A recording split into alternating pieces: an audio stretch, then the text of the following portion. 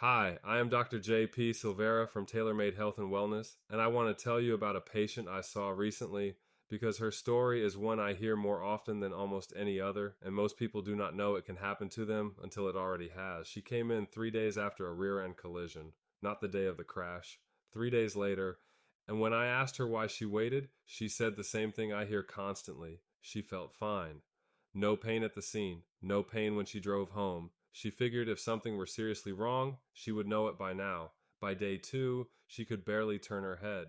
That is not unusual. That is actually how whiplash works more often than not. The inflammation does not peak at the moment of impact. It builds. It builds over 24 to 72 hours, sometimes longer, and by the time your body has fully processed what happened to it, you are already 2 or 3 days out from the crash, wondering where this stiffness came from, why your head is pounding, why moving your neck in any direction feels like it costs you something. The absence of pain at the scene is not a diagnosis. It is just the first few hours.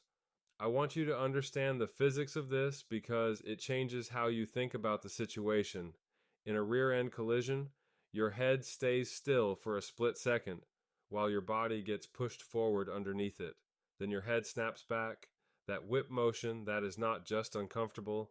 That is a mechanical event that stresses the muscles, the ligaments, the discs, the joints of your cervical spine, all in a fraction of a second.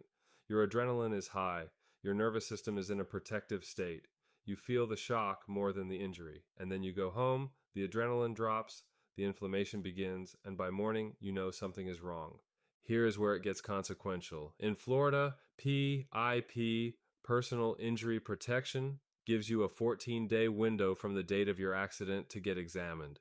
That is not 14 days to feel better. That is 14 days to get seen by a qualified provider so that your coverage can be protected.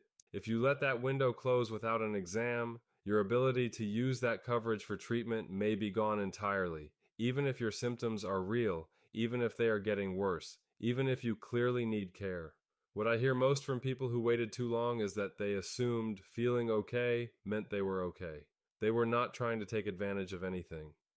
They genuinely thought they were fine, and by the time the stiffness and headaches set in, they were already a week and a half out, calling our office in a panic, worried they had run out of time. Sometimes they had. Now I want to talk about the exam itself, because this part matters more than most people realize. A rushed first visit produces a rushed record. If your symptoms are not documented properly, if they are not connected clearly to the mechanism of your crash, written down in your own words, described in clinical detail, that gap stays in your file. You cannot go back and fill it in later. The insurance adjuster will see what was written on day one, and if day one says almost nothing, that is the record that follows your claim. A good first visit takes time. You describe exactly what happened, the angle of impact, whether you saw it coming, what your head did, where you felt it first. The physical exam is specific to how you were hit. The documentation reflects your actual injury, your actual symptoms, your actual limitations, and if something shows up that is outside what chiropractic can address, a fracture, a neurological red flag, something that needs imaging or a different specialist, you hear that the same day. You are not sent home with a guess. That is the standard every accident patient deserves, and frankly, it is the standard that protects both you and your claim. We see patients in Clermont in both English and Spanish. PIP paperwork is handled for you. In most cases, if you have active PIP coverage, there is no out-of-pocket cost for your exam and your initial care. You do not have to navigate the insurance side of this alone, while also trying to recover. So here's what I want you to take away from this. If you were in a crash, even a low-speed crash, even one where you felt fine, even one where the other driver and you both drove away, do not use how you feel in the first few hours as your only data point.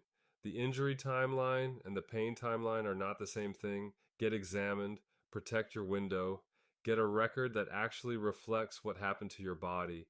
And if you have been through this before, if you went through a car accident and there was something nobody told you before your first visit, something you wish you had known, I would genuinely like to hear it. Drop it in the comments.